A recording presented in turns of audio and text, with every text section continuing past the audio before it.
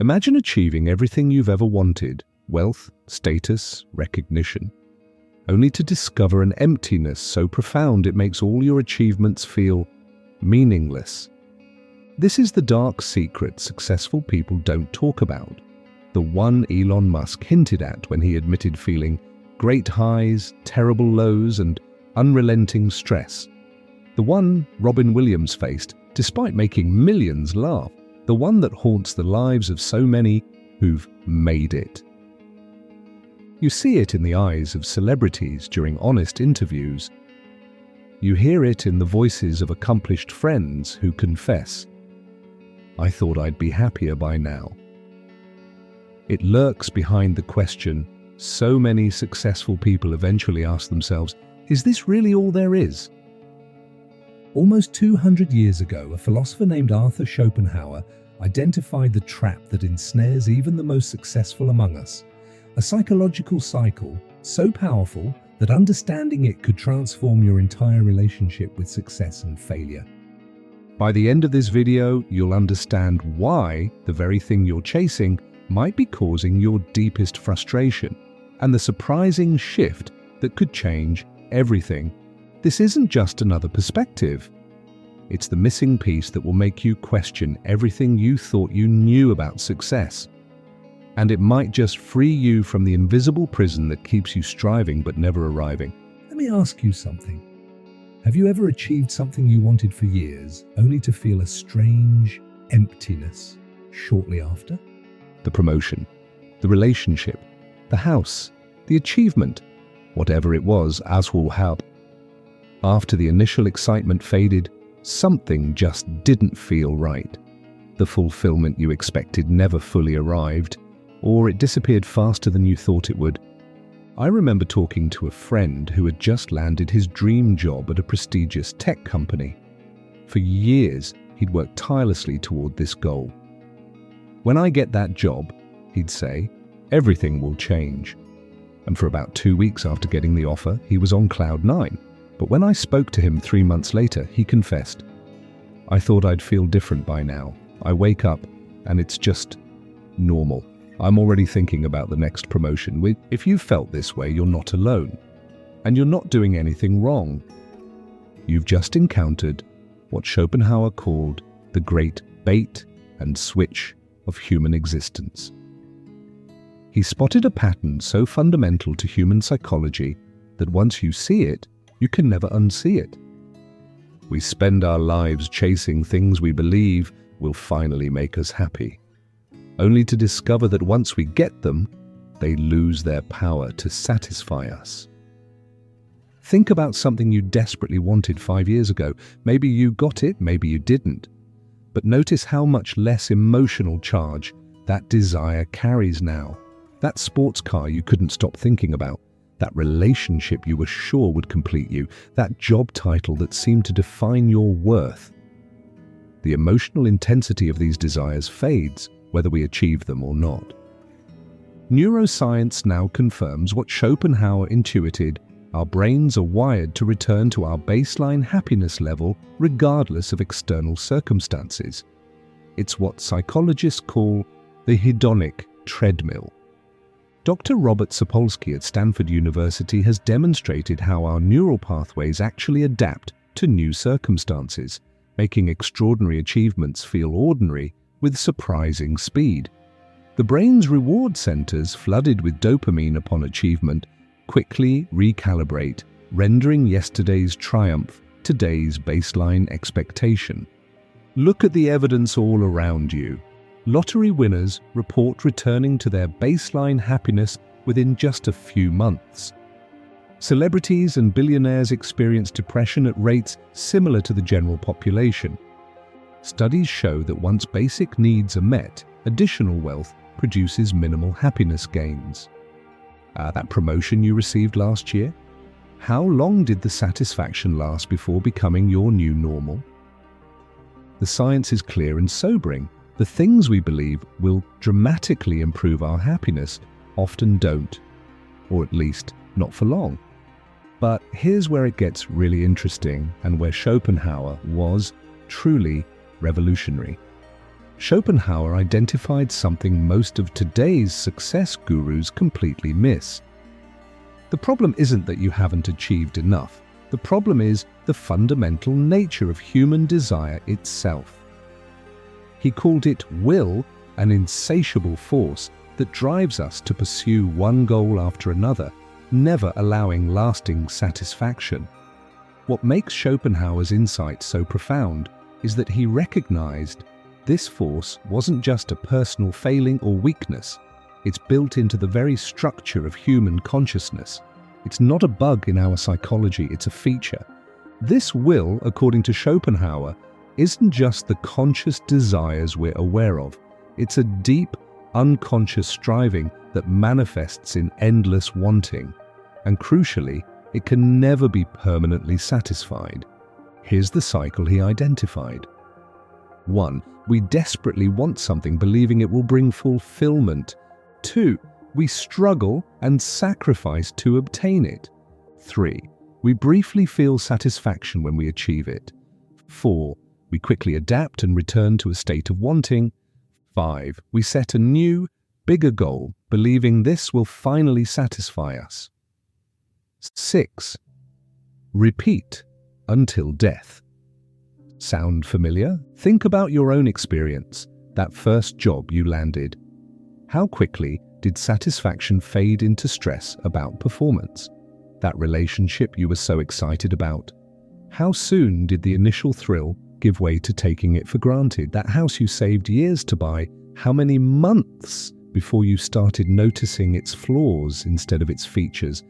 This isn't just casual observation. Recent studies in behavioral economics and positive psychology validate Schopenhauer's insight with remarkable precision.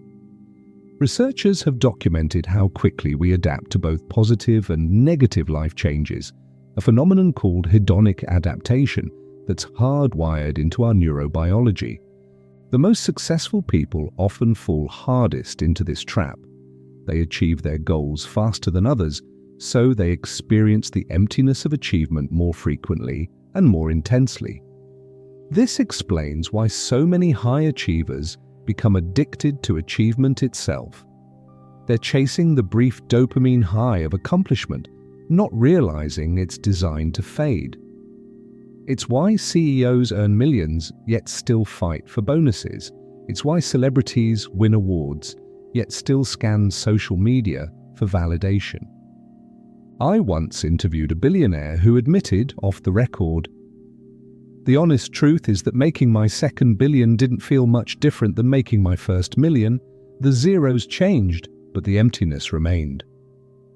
Steve Jobs captured this perfectly when he said, "For the past 33 years, I have looked in the mirror every morning and asked myself, if today were the last day of my life, would I want to do what I'm about to do today?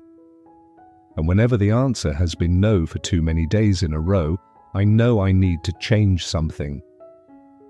He recognized what Schopenhauer warned. Success that doesn't address our deeper psychological needs becomes its own form of prison. A gilded cage is still a cage. Before we can find a way out, we need to understand just how deep this trap goes, because here's where most people miss Schopenhauer's most important insight. The standard advice when feeling unfulfilled is to set bigger goals, work harder, achieve more. You're just not successful enough yet, the productivity gurus tell us. One more achievement and you'll feel complete. But Schopenhauer saw this as the ultimate trap, like trying to put out a fire with gasoline. He wrote, "Life swings like a pendulum backward and forward between pain and boredom.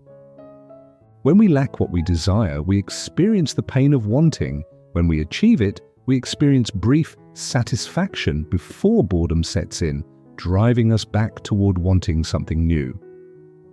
Think about how this plays out in daily life.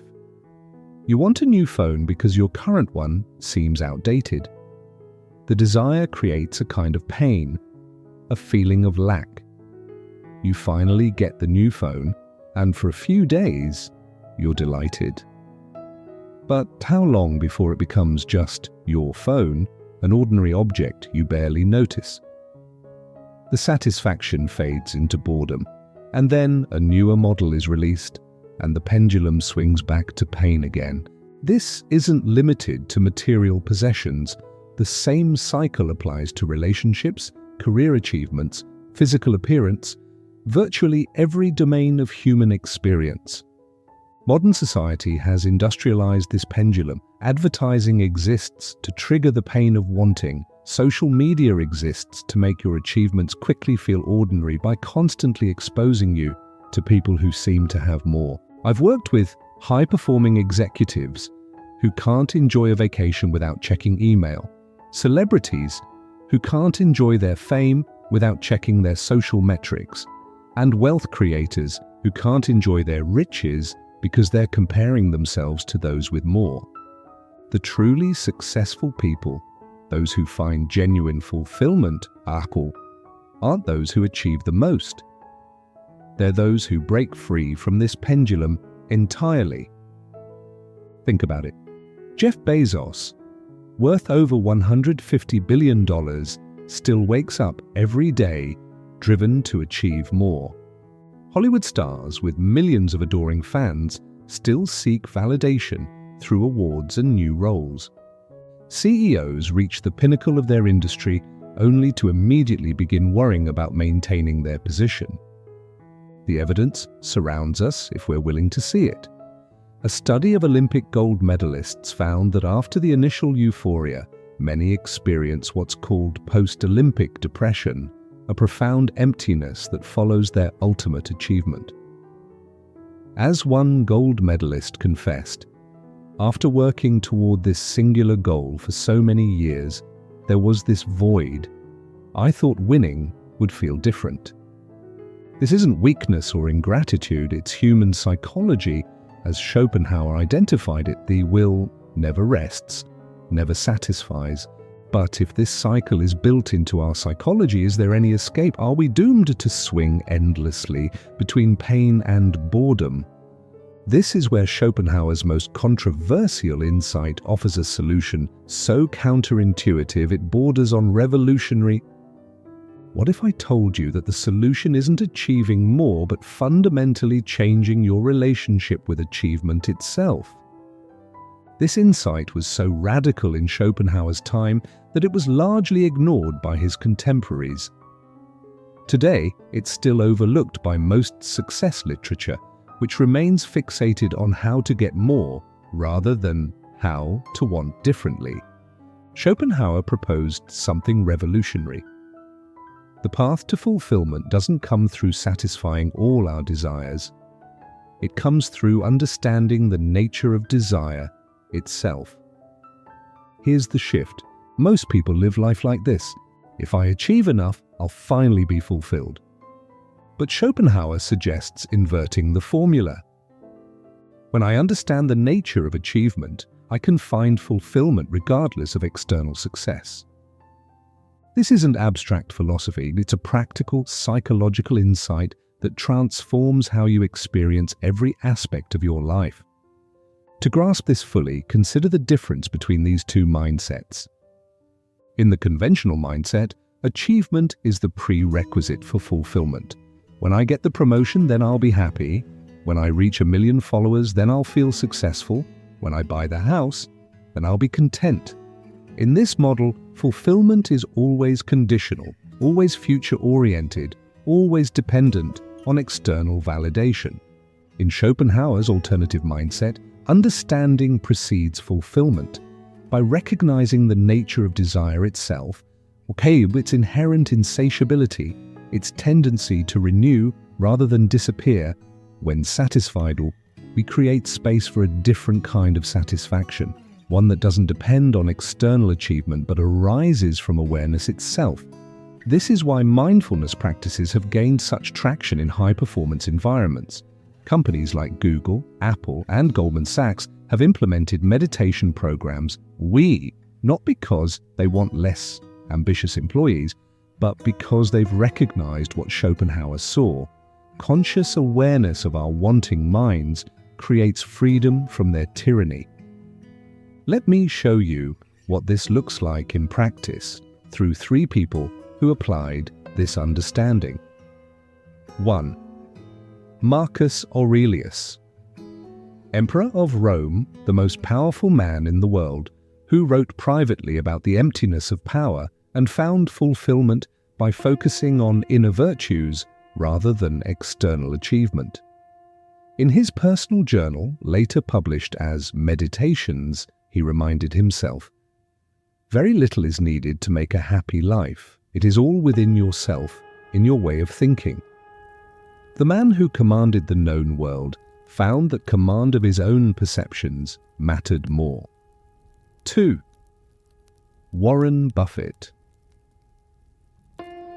who despite building a $100 billion fortune, still lives in the same modest house he bought in 1958 and finds his joy in the process of his work rather than its rewards. When asked about his modest lifestyle, Buffett responded, "I'm doing what I love the most with people I love. What's not to like about that?"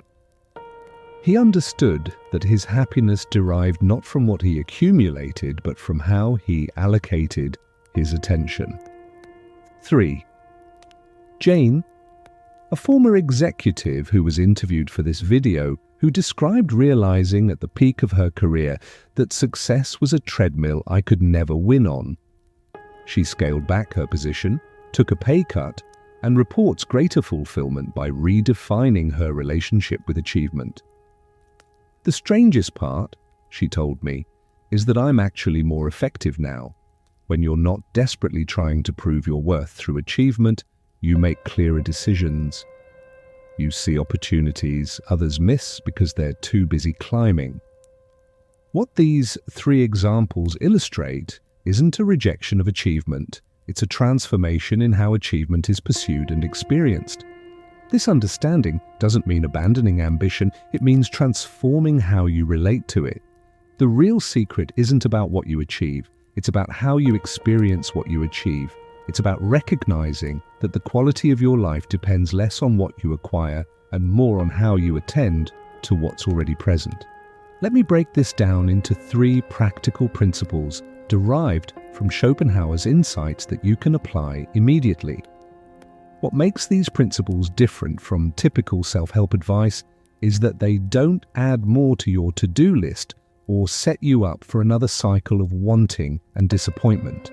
Instead, they create a fundamental shift in how you experience your existing life.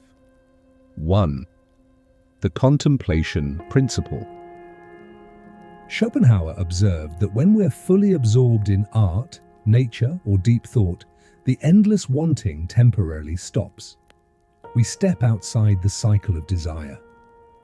In his own words, the pure subject of knowledge has neither happiness nor unhappiness. In moments of deep absorption, whether appreciating a sunset, losing yourself in music, or being fully engaged in a challenging task, the wanting self momentarily dissolves. This isn't just philosophical speculation.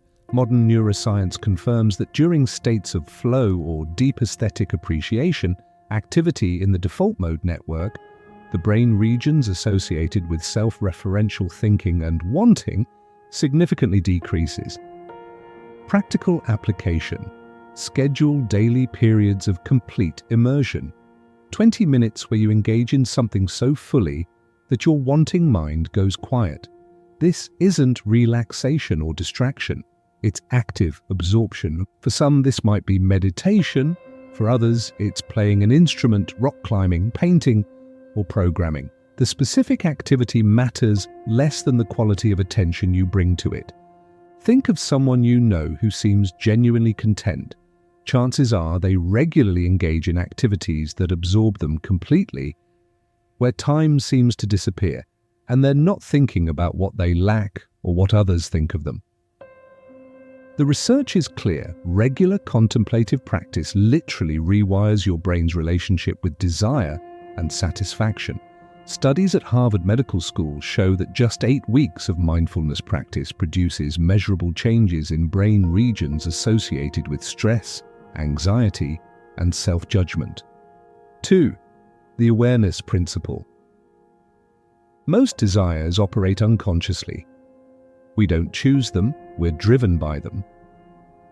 Schopenhauer noted that bringing conscious awareness to our wanting creates space for choice. Think about the last major purchase you made. Did you consciously choose to want that item, or did the desire seem to arise spontaneously? Most desires aren't chosen, they happen to us. But here's the crucial insight. Once observed, desires lose some of their compelling power. When you can see, I am experiencing wanting rather than simply being swept up in wanting, you create space for choice. Practical application. Before pursuing any goal, ask yourself, if I knew this wouldn't bring lasting happiness, would I still choose it? This question creates the psychological distance needed to make conscious choices rather than being driven by unconscious wanting. Try this experiment. The next time you feel a strong urge to buy something, achieve something, or obtain something, pause and observe the wanting itself. Notice the physical sensations, the thoughts, the emotional charge, and don't try to suppress it, just observe it with curiosity. Many people report that this simple act of awareness causes the desire to shift or diminish. Psychologists call this metacognition, thinking about your thinking, oh wow, and it's one of the most powerful tools for behavioral change. Research in addiction treatment shows that developing metacognitive skills significantly improves recovery outcomes, essentially by helping people observe their cravings rather than being dominated by them. 3. The connection principle. Schopenhauer's most profound insight was that our individual desires keep us trapped in isolation. When we recognize our shared human experience, something shifts. In Schopenhauer's view, the feeling of separation between individuals is an illusion, what he called the principium individuationis, or principle of individuation. When we break through this illusion and recognize our fundamental connectedness to others, the self-centered wanting that drives much of our dissatisfaction naturally diminishes. Practical application: redirect achievement energy toward contribution. Ask not, what can I achieve, but how can my achievement serve something beyond myself? This isn't about abandoning personal goals, it's about expanding the circle of concern beyond yourself. When achievement serves something larger than ego, it becomes less vulnerable to the hedonic treadmill. Consider the difference between these two mindsets. I want to write a best-selling book, self-focused achievement. I want to write a book that helps people overcome suffering, contribution, focused achievement. The first sets you up for the emptiness Schopenhauer identified. The second connects your achievement to something that transcends ego satisfaction. Studies consistently show that contribution to others creates more sustained well-being than personal achievement alone. Research at the University of California found that acts of generosity trigger neural changes that enhance mood and well-being in ways that self-focused rewards simply don't. These 3 principles aren't quick fixes. They're fundamental shifts in how you relate to success and achievement. When applied consistently, they create a different experience of life itself. They don't deny ambition. They transform it from a source of suffering into a vehicle for meaning. Now, I can already hear the objections forming. Let me address the 3 most common responses I get whenever I share Schopenhauer's insights. Isn't this just settling for less, giving up on ambition? Not at all. The most groundbreaking achievements often come from people who've transcended the psychological trap of achievement addiction. They pursue goals from a place of fullness rather than lack, creating with joy rather than striving with desperation. Look at someone like Richard Feynman, the Nobel Prize-winning physicist who was known for his playful approach to science. Colleagues reported that Feynman seemed more interested in the joy of discovery than in recognition or rewards. In his autobiography, he wrote about temporarily losing interest in physics until he learned to do it for the fun of it, rather than from external pressure. His most creative work emerged after this shift. Or consider the career trajectory of someone like Shonda Rhimes, who created multiple hit TV shows. In her book, Year of Yes, she describes reaching a point where, despite enormous external success, she felt empty and uninspired. Her creative rebirth came through reconnecting with the intrinsic joy of writing, rather than chasing ratings or acclaim. The paradox is that when you stop making achievement a prerequisite for fulfillment, your achievements often become more impactful. You think more clearly, create more authentically, and persevere through challenges with greater resilience when you're not desperately seeking validation from every outcome. That sounds great for philosophers, but I live in the real world with bills to pay. Schopenhauer would be the first to acknowledge that we must meet our basic needs. His insight isn't about abandoning practical action. It's about transforming your psychological relationship with those actions. You can pursue the promotion while being aware of the hedonic treadmill you're running on. I've worked with people in high-pressure professions, surgeons, attorneys, entrepreneurs, who apply these principles without compromising their professional effectiveness. In fact, many report that by breaking free from achievement addiction, they make better decisions, have more authentic relationships with colleagues, and experience less burnout. Dr. James, a surgeon I interviewed, told me, "When I stopped defining my worth by how many surgeries I performed or how prestigious my hospital was, I became a better doctor. I listen more carefully to patients, I'm more present during procedures, I don't rush to judgment to prove my expertise. Ironically, this has led to better professional outcomes, but that's not why I do it anymore. If I stop wanting more, won't I lose my edge?" The data suggests the opposite.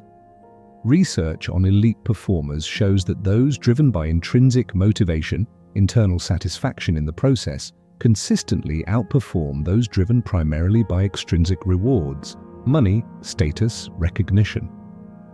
A landmark study from the University of Rochester followed hundreds of graduates and found that those pursuing extrinsic goals, wealth, fame, image, reported significantly lower well-being and performance metrics compared to those pursuing intrinsic goals, personal growth, relationships, community contribution, even when both groups achieved their stated objectives. Your greatest edge comes not from desperate wanting, but from engaged flow, exactly what Schopenhauer was pointing toward. When you're motivated by genuine curiosity, challenge, and meaning, rather than the need to prove your worth through achievement, you access deeper resources of creativity and perseverance. Consider how many breakthrough innovations came not from frantic status-seeking, but from playful exploration, from Einstein's thought experiments to Steve Jobs' calligraphy course that later influenced Apple's design aesthetic. The most valuable contributions often emerge when we're not frantically trying to contribute. The real question isn't whether this philosophy works, it's whether you're willing to challenge the achievement paradigm that's been programmed into you since childhood. Schopenhauer wrote in the 1800s, but his insights have never been more relevant than in today's achievement-obsessed culture. We live in an unprecedented age of comparison where social media constantly reminds us of what we haven't achieved. The hedonic treadmill has been supercharged by technology that makes the next desire always just a scroll away. Think about how many times a day your phone notifies you about someone else's achievement, a new product you don't own, or an experience you're missing. Each notification is a tiny trigger for the pain of wanting that Schopenhauer described, a miniature reminder of what you lack. This explains why rates of anxiety and depression continue to rise despite material abundance. The psychological trap Schopenhauer identified has been institutionalized and monetized on an unprecedented scale. Companies profit from your discontent, Advertising depends on you feeling insufficient. Social platforms are designed to keep you comparing and wanting. The modern economy runs on the very psychological mechanism Schopenhauer warned about, the endless cycle of desire and momentary satisfaction. Let me give you a striking example. Researchers at Harvard found that simply browsing Facebook for 10 minutes significantly reduced users' self-reported mood and life satisfaction, primarily due to unfavorable social comparisons. Yet we spend hours each day on these platforms, voluntarily exposing ourselves to thousands of such comparisons. In this environment, Schopenhauer's insights aren't just philosophical, they're psychological self-defense. They offer a way to exist in a world designed to exploit your wanting mind without being constantly at its mercy. Here's how this plays out in modern life. The person endlessly scrolling Instagram homes while feeling dissatisfied with their own living space. The professional constantly checking LinkedIn, comparing their career progress to others. And the entrepreneur who achieves their financial goal only to immediately set a higher target. The student who achieves academic success only to find themselves anxious about the next credential. The fitness enthusiast who reaches their body goal only to immediately find new flaws to fix. Each is caught in the pendulum Schopenhauer described, but now it swings faster than ever before, amplified by algorithms specifically designed to keep us wanting and consuming. I interviewed a former social media executive who confessed, "Our explicit goal was time on platform. We knew from our data that social comparison was the most reliable driver of engagement, so we engineered the experience to maximize it. We weren't trying to make people unhappy, but unhappy people check their phones more often." The digital landscape we navigate daily is effectively a machine for generating the very condition Schopenhauer warned against: constant, insatiable desire without lasting satisfaction. But here's the hopeful part. The antidote remains the same, not through achieving more, not through acquiring more, but through a fundamental shift in your relationship with achievement itself. Modern research in positive psychology, neuroscience, and behavioral economics has validated what Schopenhauer intuited. The most reliable path to well-being isn't through accumulation, but through how we relate to what we already have. Studies on gratitude, mindfulness, flow states, and pro-social behavior all point to the same conclusion. Our subjective experience depends less on what we possess and more on how we attend to and interpret our experience. This is precisely what Schopenhauer proposed, now validated by empirical science. So where do we go from here? How do we apply Schopenhauer's insights in a world that constantly pulls us back toward the wanting mind? The journey begins with a simple but powerful step: awareness. Start by noticing. Notice when you're caught in the cycle. Schopenhauer identified the desperate wanting, the brief satisfaction, the return to wanting. Don't judge it or try to fix it. Simply observe it with curiosity and try this. For the next week, keep a small journal of desires. When you feel a strong urge to buy something, achieve something, or obtain something, write it down. Then rate how important you think it will be to your happiness on a scale of 1 to 10. A week later, return to the journal and review. You'll likely be surprised by how many urgent desires have already faded or now seem less consequential than they did in the moment. This awareness alone will begin to transform your relationship with achievement.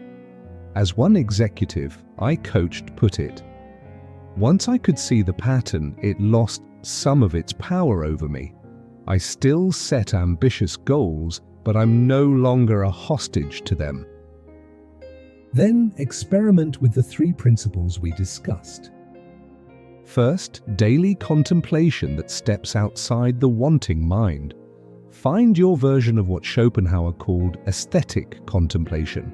the state where you're so absorbed in something, art, nature, music, focused work, that your wanting self temporarily disappears. Schedule this not as another achievement to check off, but as a regular practice of stepping outside the cycle of desire. Second, develop conscious awareness of your desires before acting on them. Before pursuing your next goal, ask yourself, what am I really seeking through this achievement? Is it the achievement itself, or something I believe it will provide? Security, validation, meaning, connection. Often, there are more direct paths to these deeper needs than the achievement you fixated on. Third, practice connection that transforms achievement from self-focused to contribution-focused. Ask how your work, your talents, your resources can serve something beyond your ego. This doesn't mean abandoning personal ambition. It means nesting that ambition within a larger purpose that transcends the self. I've witnessed remarkable transformations when people apply these principles consistently. An entrepreneur who shifted from obsessing over his company's valuation to focusing on its positive impact and, paradoxically, saw better financial results while experiencing less anxiety. A physician who stopped measuring her worth by her publication count and returned to her original purpose of alleviating suffering, renewing her sense of meaning while continuing to advance in her field. A parent who released the need for perfect achievement from their children and discovered a deeper, more authentic connection that actually supported their children's natural development.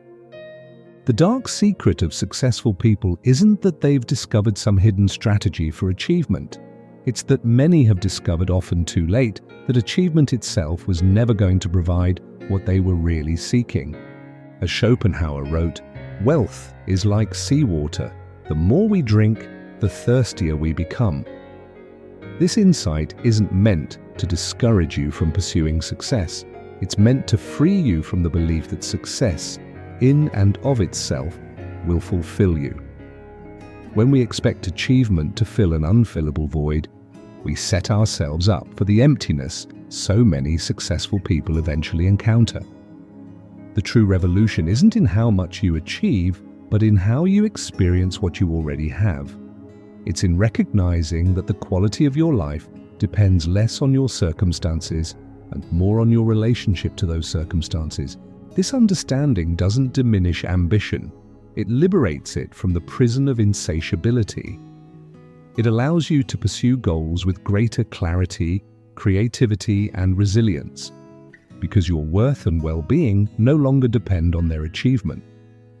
When you no longer expect achievement to fill an unfillable void, you're free to pursue it with joy rather than desperation.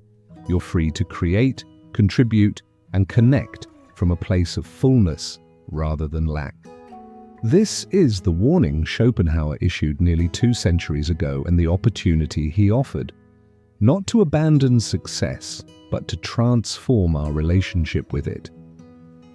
The question isn't whether you'll be successful. The question is whether your success will truly feed your soul. Share your thoughts and experiences in the comments. Your insight might be exactly what someone else needs to hear. Thank you for joining me on this exploration of Schopenhauer's timeless warning and the liberation it offers.